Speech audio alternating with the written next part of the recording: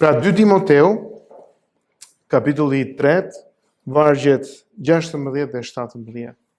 Thot kështu: çdo shkrim, në një përkthim tjetër thot i gjithë shkrimi, është dhënë i frymëzuar domethënë nga Perëndia dhe është i dobishëm për mësim, qortim, për ndrejqje, për edukim, që është në drejtësi, me qëllim që njeriu i Perëndis të jetë i aftësuar duke qenë i pajisur si duhet për çdo vepër të mirë.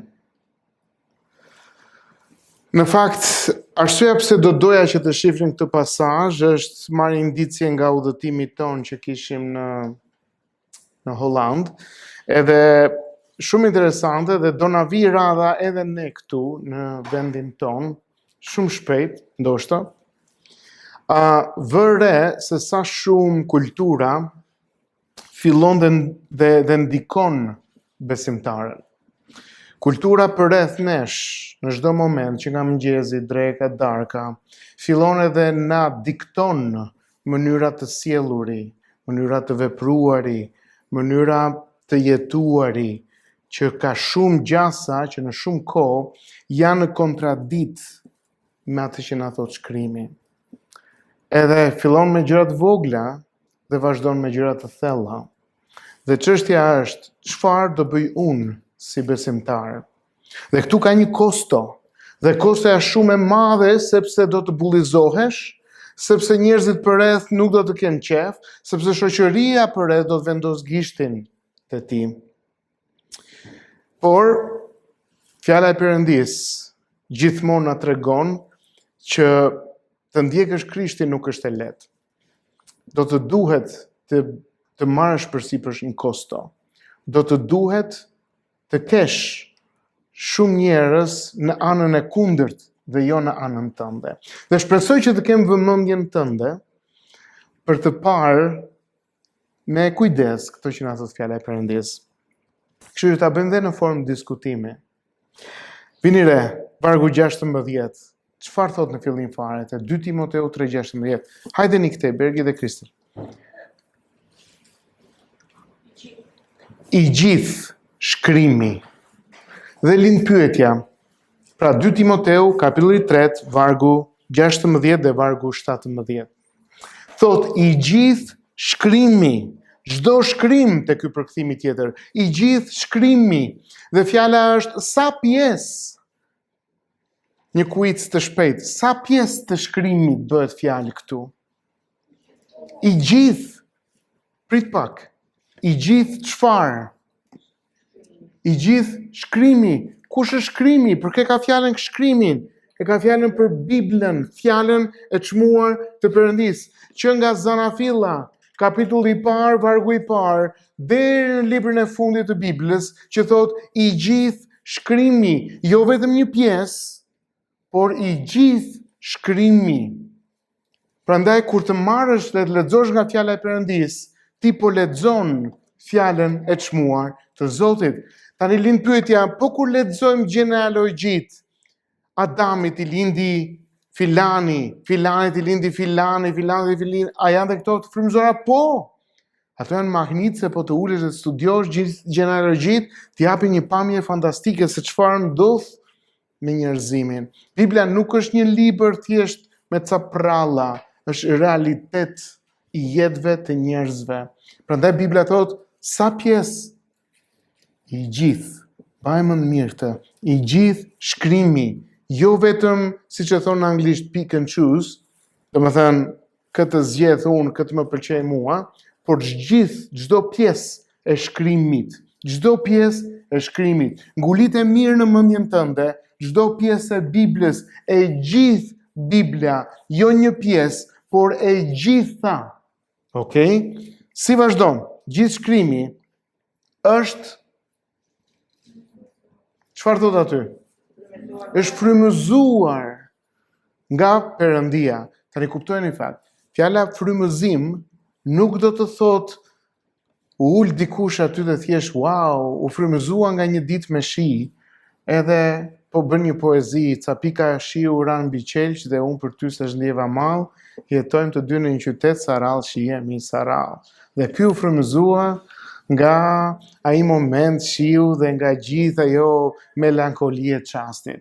Në fakt nuk është tamam kështu. Kur thot fjala i gjithë shkrimi është i frymëzuar nga Perëndia, ideja është që nuk është thjesht vetëm një indicje nga Zoti, por Zoti në mënyrë, dëgjoj mirë, në mënyrë hyjnore, përdori instrumentin njerëzor, përdori njeriun, përdori natyrshmërinë e mendimit të njeriut për të treguar dhe për të dhënë të gjitha ato që Perëndia dëshironte të jepte. Nuk është vetëm një pjesë e shkrimit është e frymëzuar dhe një pjesë është njerëzore dhe një pjesë hyjnore. Jo, thotë i gjithë shkrimi është frymëzuar nga Perëndia. Tani Zoti nuk na e dha si pakete na e hodhi nga qielli, por Zoti përdori 40 autor në 1500 vjet, ju foli përmes tyre gjithë brezave, gjithë njerëzimit dhe ty dhe mua. Përdori njerëzit, i frymëzoi, dha, nxiti, tregoi dhe çdo fjalë që është aty është fjalë e dhënë nga Perëndia. Çdo presje, e mbani mend si tha Jezusi?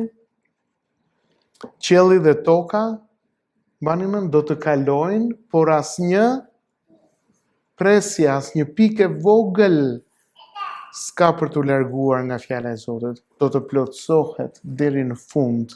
Pra i gjithë shkrimi është dhënë, është frymëzuar nga kush? Nga Perëndia. Tani imagjino pak çfarë thesari ke në duart e tua. Ky thesar që ti ke, i gjithi në çdo pjesë është dhënë nga Perëndia. Po dali tani se ne jetojmë në vitin 2026. Tash gjërat nuk janë njësoj siç kanë qenë atëherë, se janë dhe pjesë historike tani që duhet kuptojmë. Për shembull, na thuhet diku që thot Timoteu përsëri, thot Pali, thot Timoteut, që gratë nuk mund të jenë pastore. Nuk mund të jenë pastore në kish. Thonë njerëzit, po dëgjoj se kjo është për atë kohë. Dhe lind pyetja, nëse do ta hapim këtë lloj rrugëtimi që kjo është për atë kohë, cila nuk është për atë kohë. Se i bie që dhe mesazhi i Krishtit është vetëm për atë kohë, se tani kanë ndryshuar gjërat. Kështu që mos e testoni në një rrugëtim që nuk duhet fjalën e Zotit. Fjala e Zotit është për te kohërave, është për te kulturës, është fjala instaluar e Perëndis. Interesante është që kur na thuhet që i gjithë shkrimi është dhënë nga Perëndia, ti përballesh me një vendim. A do të jesh selektiv apo do ta marrësh të gjithë shkrimin të dhënë nga Perëndia? Kjo është zgjedhja jote. A do ta shikosh shkrimin si autoritetin tënd apo jo? Kjo është zgjedhja jote. Por Bibla e bën të qartë, i gjithë shkrimi është dhënë nga Perëndia. Tani vini re se si vazhdon. Po pse na i ka dhënë Zoti këtë gjë? Çfarë thot aty? Hajde ngrijeni zërin. Dhe është i dobishëm. A është i dobishëm për Zotin apo për njeriu? Është i dobishëm për njeriu. Çdo thot fjala i dobishëm. Më thoni pak çdo thot fjala i dobishëm. I nevojshëm, i domosdoshëm. Uji është i dobishëm për mua. Apo jo? Uji është i dobishëm për ty. Ushqimi është i dobishëm për ty. Apo jo? Kështu është dhe fjala e Zotit e dobishme, e nevojshme, absolutisht e nevojshme për ty. Pra është i dobishme. Tani për çfarë është e dobishme? Ka 3 pjesë aty fantastike. Kush më thot, për çfarë është e dobishme para? Për mësim, tjetra? Bindje dhe e treta? Ndreqje. Është për mësim, për të mësuar kë? Mua. Pra fjala e Zotit, keni parasysh tani, çdo pjesë nga fjala e Zotit është e frymëzuar nga Zoti, më është dhënë mua dhe është e dobishme për mua për të më mësuar. Po dale se unë i mësoj ca gjëra vetë, thonë njerëzit. Edhe jeta do të mësoj ca gjëra. Çfarë na thot Bibla? Fjala e Zotit na është dhënë për mësim, që do të thotë është autoriteti i pa diskutueshëm final në jetën tënde. Nëse ka diçka që nuk mund ta vësh në pikpyetje, është fjala e Zotit. Mund të vësh në pikpyetje shumë gjëra, fjalën e shumë njerëzve, por fjalën e Zotit mos e vër kurrë në pikpyetje.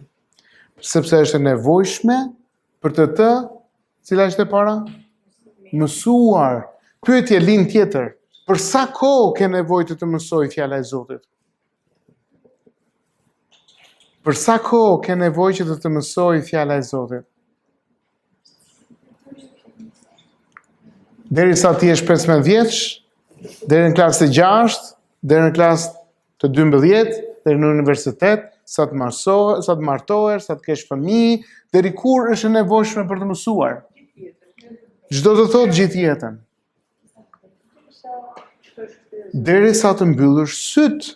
Pra fjala e Zotit, baje mend, është e nevojshme për të mësuar derisa të mbyllësh syt. Në çdo moment është një burim. Kush e dyta? E para ishte për mësim, e dyta, çdo të thotë për bindje. Që ti bindesh, pra fjala e Zotit na është dhënë për t'i bindur. Dhe është një shprehje shumë e bukur. Urdhri i Zotit, dhe përdoret edhe në ushtri shumë, urdhri zbatohet, nuk diskutohet. Kjo nuk do të thotë që nuk do të mendosh, nuk do të thotë që nuk do të diskutojmë me njëri tjetrin, por ideja është që nuk ta vësh në pikë pyetje, por do t'i bindesh. Prandaj ne kemi nevojë që t'i bindemi, kemi nevojë një autoritet, dhe autoriteti vetëm për një besimtar kush është? Fjala e Zotit. Fjala e Perëndis qëndron mbi çdo lloj autoriteti. Fjala e Zotit qëndron mbi çdo lloj autoriteti për besimtarin.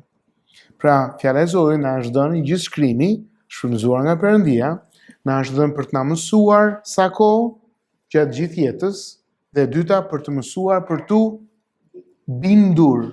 Cila është e treta? Për ndrejqe, që do të thotë sa kohë unë kam nevojë të ndreqem. Vetëm sa të bëhem 18 vjeç dhe pastaj ose 20 vjeç dhe jeta më thërret? Për sa kohë kam nevojë të ndreqem? Gjithë jetën derisa të mbyll syt, që do të thotë unë jam në një proces. Unë jam në një proces që kam nevojë gjatë gjithë jetës të ndreqem prej fjalës së Zotit, për të bërë i ngjashëm në ato diku tjetër, fjala e Perëndis, me Krishtin. Pra na është dhënë për të mësuar, për të bindur, do të thënë që kjo është rruga në cilën duhet të ecësh, dhe për të na ndrequr kur dalim, kur devijojmë. Dhe si na thotë tek Hebrejt, çdo ndreqje aty për aty nuk duket se sjell gëzim, por afatgjat ju jep një fryt drejtësie atyre që ushtrohen me anë të saj. Wow! Cila është tjetra? Çfarë është radha? Pas ndreqjes. Shifeni pak? Hajde Meri, çfarë do të aty? Edukim me drejtësi. Që do të thotë? Në këtë botë, bota na mëson që të ecim siç dëshiron bota. Që të bëhemi pak më të, mos jemi kaq të ngurtë. Të jemi pak më të lirshëm, të jemi pak më si uji që merr formë në çdo lloj ene që e hedhim. Dhe fjala e Perëndis na thotë për të na edukuar për drejtësi, që të qëndrojmë në të drejtën. Pyetje, kush e vendos të drejtë, çfarë është e drejtë dhe çfarë është e gabuar? A jemi të sigurt? Po shumica e shokëve përreth nesh, a mund të na diktoj drejtësi? Po, por është ndryshe. Fjala e Perëndis është ajo që do të mbetet për jetë. Ajo që na diktojnë të tjerët nuk është e sprovuar dhe do të fishket, do të bjerë. Po këto të gjitha me çfarë qëllimi? Pa vazhdoj pak vargun? që njeriu I Perëndis të jetë I përkryer, seriozisht I pajisur për çdo vepër të mirë. Wow! Që njeriu I kujt? I Perëndis. Prandaj dëgjoni pak këtu. Bibla nuk na është dhënë për gjithë njerëzit në botë. Po për këtë që ka dhënë I gjithë shkrimi që është frymëzuar nga Perëndia për mësim, bindje, ndreqje dhe edukim me drejtësi, për kë arsye? Për ata që besojnë që njeriu I Perëndis, jo që njerëzit në botë, nuk thotë që njerëzit e botës, por thotë që njeriu I Perëndis. Pra Bibla është na është dhënë kujt? Besimtarit, të është dhënë ty nga Perëndia. Dakord? Po për çfarë arsye na është dhënë njeriu të Perëndis me qëllim që të jetë I përkryer. Wow, që do thotë është një udhëtim derisa të shkojmë të takojmë Zotin, jemi në këtë rrugëtimin ton ku fjala e Perëndis çdo ditë që e merr, nëse e merr do duhet ta marrësh çdo ditë, fillon dhe punon jetën tënde, bëhet autoritet jetës tënde, dhe kur fjala e Perëndis thotë jo këtë gjë dhe bota thotë po këtë gjë, ti të duhet të zgjedhësh këtej ose andej. Dhe nuk është e lehtë të zgjedhësh fjalën e Zotit, sepse ka një kosto të lartë, ka kosto humbje për sa I përket botës, ka kosto bullizimi për sa I përket botës, ka kosto ku bota të thotë, mor ti se mbete I vjetër në mendime, I mykur në vendime, zgjohu një çik edhe ec në rrugëtimin e dur. Jo, që njeriu I Perëndis të jetë I përkryer duke zbatuar deri në fund. Dhe si e përfundon? I pajisur me çdo vepër të mirë. I pajisur, jo vetëm që të jetë, por është edhe I pajisur, ka të gjitha gjërat që I duhen për të bërë vepër të mirë. Bota e cilëson ndryshe fjalën vepër e mirë nga ajo që e cilëson Perëndia. Vetëm Perëndia cakton se kush është një gjë e mirë apo jo. Dhe Perëndia na ka treguar në fjalën e saj. Prandaj që të jesh në rregull me këto gjëra, që të njohësh Zotin, që të jetosh një jetë që nderon emrin e Tij, çfarë na duhet? Na duhet fjala, na duhet I gjithë shkrimi, jo një pjesë. I gjithë shkrimi, jo një pjesë. I gjithë shkrimi. Tani kujtojeni pak dhe njërë fillimin. I gjithë shkrimi është I frymëzuar, është I dhënë nga Perëndia, dakord? Dhe është I dobishëm për mësim, për bindje, për ndreqje, për edukim me drejtësi, që njeriu I Perëndis të jetë I përkryer dhe përfundimisht për veprat, si thoshte aty për veprat e mira, dhe I pajisur, që nuk do të ketë frikë, por I ka të gjitha mjetet për të qëndruar. Që në fund fare të dalë përpara Perëndis si një shërbëtor I mirë dhe I sprovuar. Prandaj, miq, unë do të nxisja, qëndro me Biblen, duaje Biblen, roke Biblen, memorizoje Biblen, jetoje Biblen, sepse është e frymëzuar nga Perëndia, është gjithë shkrimi dhënë për ty. Më pëlqen shumë tek është një pjesë shumë interesante në fakt. Tek 2 Timoteut, tek kapitulli 3, nëse do shikojmë pak më sipër, kur thot tek vargu 14, thot kështu, tek përkthimi që un kam. I thot Pali Timoteut, por ti rinë ato që mësove dhe u binde duke e ditur se nga cilët I mësove, dhe se që nga foshnjëria I di shkrimet e shenjta, të cilat janë në gjendje të bëjnë të urtë për shpëtim nëpërmjet besimit që është në Krishtin Jezus. Timoteu ishte ekspozuar ndaj shkrimit që kur ishte foshnjë, që kur ishte fëmijë, secili prej nesh u ekspozua në momente të ndryshme me shkrimin. Por si e nxit Pali Timoteun, çfarë folje është në fillim? Folja nxitse aty. Por ti, si është aty? Ti qëndro, ti ri, të qëndrosh nuk është e lehtë. Mos e merr të mirë qenë se ti e ke shkrimin dhe do të qëndrosh. Mund të biesh. Prandaj ke nevojë të qëndrosh dhe lind pyetja si të qëndroj në shkrimin. Duke u bërë shkrimi i dashur për ty, duke marrë shkrimin, duke dashur shkrimin, duke jetuar shkrimin, duke medituar rreth shkrimit, duke hapur çdo ditë fjalën e Zotit, sepse është fjala e çmuar e Perëndis, është ushqimi i qenies, ushqimi i shpirtit dhe i trupit dhe i mendjes dhe i gjithë pjesëve që ti ke. Sa të bekuar që jemi. Në një botë që ecën drejt ndryshimeve të mëdha, sidomos në kohët kur ne jetojmë që e keqja quhet e mirë dhe e mira e keqe, fjala e Perëndis mbetet e pandryshueshme dhe na është dhënë si një bekim, si një udhëzues. Në fakt njerëzit mendojnë se fjala e Perëndis nuk flet për çdo situatë, në fakt fjala e Perëndis flet për çdo lloj situate që ti kalon. Fjala e Perëndis do thonë njerëzit, por nuk flet për basketbollin, sepse në atë kohë nuk ishte basketboll. Po, është e vërtetë që nuk flet për topin e basketbollit, fjala e Perëndis, por flet për parimin që është aty brenda. Që kur të luash basketboll, të mos e bësh me hile. Që kur të luash basketboll, të mos godasësh tjetrin me synimin për ta mposhtur për keq tjetrin, që kur luash basketboll, të mos bësh në shpirtin tënd atë që nuk do doje të ishte e mira. Kështu që për çdo lloj pjese të jetës, fjala e Perëndis ka parimin thelbësor për të na mësuar që të ecim në bindje deri në fund. Dhe në Zoti do të kemi dëshirë për ta parë. Para se ta mbyllja këtë pjesë, kisha shumë qejf në fakt që të shihnim pagës Psalmi 1. Edhe Psalmi 1 është një psalm fantastik në fakt që na tregon një thellësi të mrekullueshme nga fjala e çmuar e Zotit.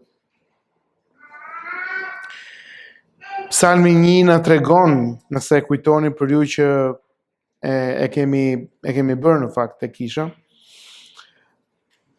na tregon që ka vetëm 2 lloj njerëzish në botë. Dhe di cilët janë? Ai që është i bekuar, që do Zotin, dhe ai që është i mallkuar. Por i bekuari dhe i mallkuari do të duken në fund. Nuk duken rrugës, patjetër. Duket në fund përpara Zotit. I bekuar, i lumtur, i bekuar qoftë njeriu, njëjës, që nuk ecën sipas këshillës së të pabesëve, shumës, që nga i rrethuar ky njëjësi me shumë të pabesë, të cilët çfarë bëjnë zakonisht në këtë rast? I japin, çfarë japin? Jo, para se të kalojmë te tjetra, që nuk çfarë bën ai, që nuk ecën sipas kujt? Pra, çfarë bëjnë të pabesët? I japin këshilla. Të pabesët, shumës, shumë veta, e kanë rrethuar dhe i japin këshilla. Këshilla për çfarë? Për të jetuar siç duan ata. Këshilla për çfarë? Që jeta e tij të ngjajë atyre. Bibla thotë, jo i lumtur është ai që dëgjon këshillat e të pabesëve, por i lumtur është ai që nuk ecën. Do ja thonë këshillat pambarimisht, por nuk ecën, nuk zbaton këshillat e këtyre njerëzve. E dyta, nuk ndalet me kë? Sa janë këta? Ky mbetet përsëri i njëjtë, vetëm. Është një këngë që ne këndojmë. Unë kam vendosur të ndjek Jezusin. Dhe ka një varg aty që thotë, nëse jam vetëm, vetëm do ta ndjek. Edhe është këngë e bukur në ritëm, edhe këndojmë dhe kënaqemi. Por di si është puna? Nuk është këndshëm ti je vetëm. Shumë sfiduese. Nëse jam vetëm, vetëm do ta ndjek. Dhe është serioze.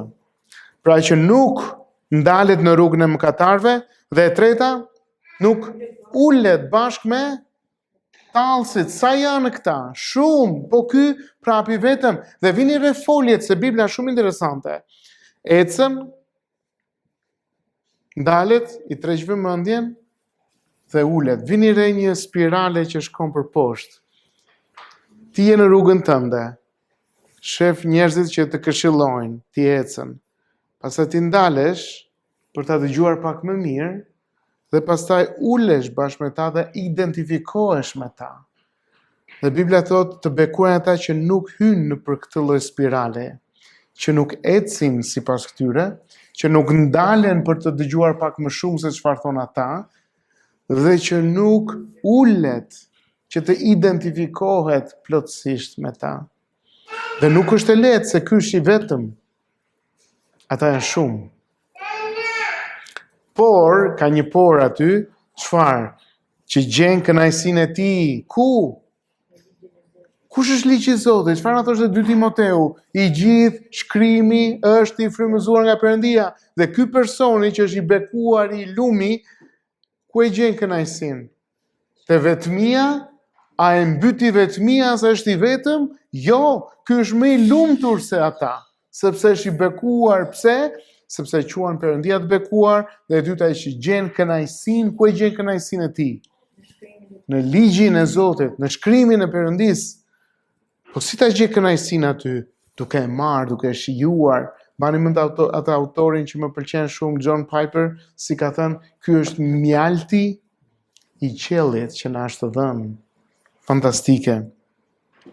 Ai do të jetë, vini edhe si thot, gjen kënaqësinë në ligjin e Zotit dhe që mendon thellë ditën e natën mbi ligjin e tij. Që thot në mënyrë të vazhdueshme, dëshirat e mendjes dhe të shpirtit të tij rrihen drejt fjalës së Zotit, që mediton rreth fjalës së Zotit. Është një pyetje që e ka bërë dikush dhe më ka pëlqyer shpesh si pyetje për shumë kohësh. Çfarë mendon kur nuk mendon asgjë? Ti mendon, gjithmonë ne mendojmë, edhe kur nuk mendojmë me një qëllim. Ecën rrugës, mendja jote udhëton. Dhe autori thoshte që nëse fjala e Perëndis nuk është ajo që ti mendon jo me qëllim, po të vjen natyrshëm, atëherë e ke mbushur. Domethënë, kur ti mediton te fjala e Zotit madje edhe pa qëllim, kur natyrshëm të shkon mendja aty, tregon që e ke të mbushur shpirtin me fjalën e çmuar të Zotit. Prandaj merre Biblën, mos e mbaj thjesht si një libër, sa do doja që ato fletët e atij libri të jenë të shkalavitura, teksa ti ke marrë dhe e ke ushqyer shpirtin me atë fjalë. Ai do të jetë si një pemë mbjell gjatë brigjeve të ujit, që jep frytin e tij në stin e tij dhe mbi gjethet nuk i fishken. Dhe gjithçka bën do të ketë mbarësi. Wow. Dhe vini re tani çfarë thot Zoti. Të tillë nuk janë të pabesët. Të pabes ndaj kujt, ndaj Perëndis, janë si byku nga gruri, e fryn edhe ikën. Që era e shpërndan. Prandaj të pabesët, jo në të tashmen, deri tani ishte në të tashmen, nuk ecën në të tashmen, nuk ndalet në të tashmen, nuk ulen në të tashmen, por vini re tani, nuk do të përballojnë gjykimisht në të ardhmen, që do të vijë momenti i gjykimit. As mëkatarët në kuvendin e të drejtëve një ditë, sepse Zoti njeh rrugën e të drejtëve. Lexoj mirë të fundit, por rruga e të pabesëve të çon në shkatërim. Dhe në Zoti do të kemi të kuptuar se sa të bekuar jemi që kemi Biblën. Prandaj mos e lër Biblën në raft.